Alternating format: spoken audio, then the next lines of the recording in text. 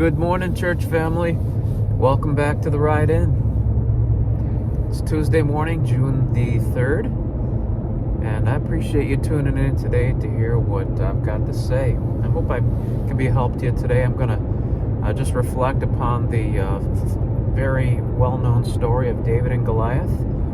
Read that in my Bible reading this morning in 1 Samuel chapter 17, and there's a phrase in there that's used often that is motivating. And when David had come down to the camp, as his father Jesse had sent him to deliver some things to the front lines to help his brothers and some food and such, David saw what was going on. He saw Goliath just berating the Jews and making the God of the Jews look weak, blaspheming God and challenging the Jews to have someone rise up to fight against them, against the Philistines. And if someone were to defeat Goliath, then the Philistines would surrender. But if that individual would lose to Goliath, then the Jews would need to surrender. And I can't imagine what all the ramifications of that would have been if had the Jews lost that battle. But anyway, there was a conflict going on there, and it was more than a physical conflict. It was more than what could be seen on the surface. And as David arrived on the scene, we learned that he understood that. It wasn't just about the Jews versus the Philistines. It was about God. And when no one would rise up to challenge Goliath, because Goliath was the champion, he was physically superior to any of the men. They were afraid. They didn't want to die. Not even their leader, Saul, who was head and shoulders above everyone.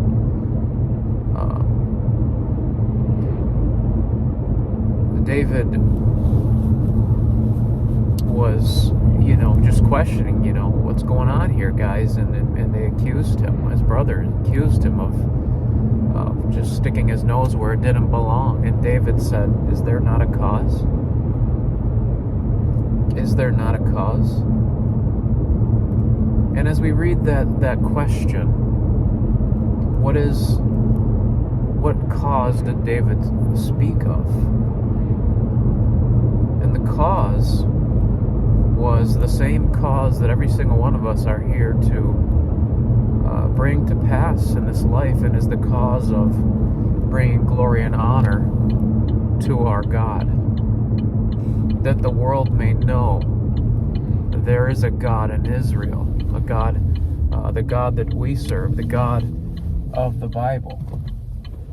See, what was happening there was the true God was being maligned. The true God was rendered, as if he had a little g, because the nation of Israel apparently had no confidence in God's ability to deliver them in this contest. And David was like, what on earth is going on here? We serve the God of heaven. We serve the God that delivered us from the Egyptians. We serve the God that parted the Red Sea and the Jordan River and conquered Canaan, and we're afraid of the Philistines. We're afraid of Goliath. God is bigger than Goliath. And he just was out of his mind that the Jews had forgotten this. Is there not a cause? The cause is that the world may know that the true God is the God of Israel. And David knew that if someone were to stand up for that God would work through that individual to honor himself. And David had seen this take place, as he at times would defend that which belongs to him, as he guarded and cared for his sheep as a shepherd. And from a lion and from a bear, and I'm sure from many, many other situations.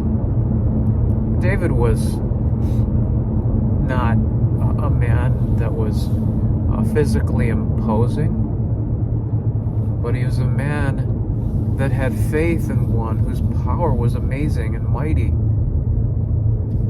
And he knew that from a spiritual perspective, that God was greater than the enemy. Is there not a cause? And that was the cause for which David fought. And I believe because David fought for that cause, that God worked miraculously through him, through his slingshot, through his stone, as he stood against this champion. And at the end of the day, we come to know a new champion. That champion being David. But it wasn't about David. And the reason why God could lift him up is because he was humble, he was lowly, his faith was in God, not himself. His desire was to please God and to magnify God, not himself. Sometimes, in times of battle and conflict, people rise up for various reasons, and their causes are less than just. Their causes are more of ambition and personal glory, personal gain, what they can get out of it, and what honor they can receive to become the hero of the situation. Not David, no. No, David didn't even cross David's mind.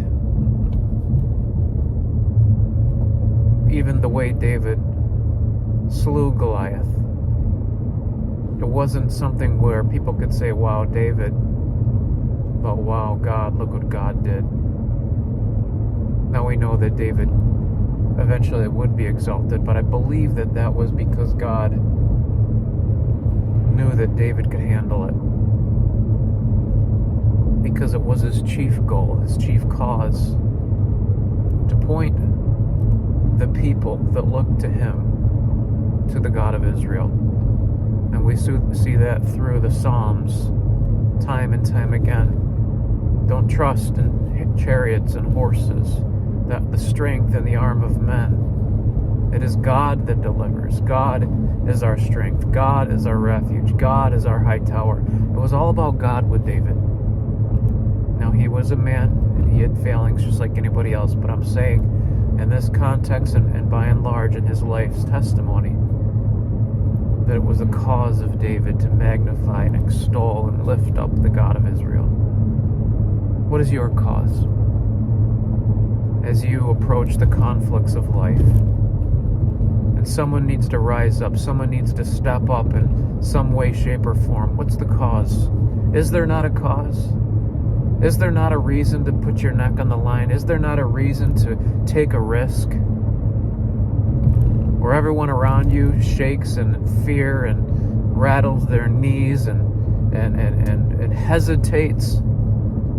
Who'll step forward so that others might know that there is a God in your life, that the God of the Bible is true, that he might be made manifest in your heart, in your demeanor, in your testimony, in your daily life, through the storms of life, through difficult circumstances, that they would see the fruit of the Spirit being born in your life, Christ-likeness, his love, joy, peace, all the things that come from Christian character being born from a Christian that's rooted and grounded in Jesus Christ. Very important things to think about today. Is there not a cause? What is your cause, Christian? I hope it is to honor and glorify God, so that you could say as David, after he had defeated Goliath, that the world may know there is a God in Israel. The Philistines knew that day. Never in a million years did they imagine this little guy, would defeat their champion. Goliath was insulted. Oh, little did he know what he was up against. It was not a man. It was the God. If God be for us, who can be against us, folks? What a great thought. Have a great day. God bless you. Bye-bye.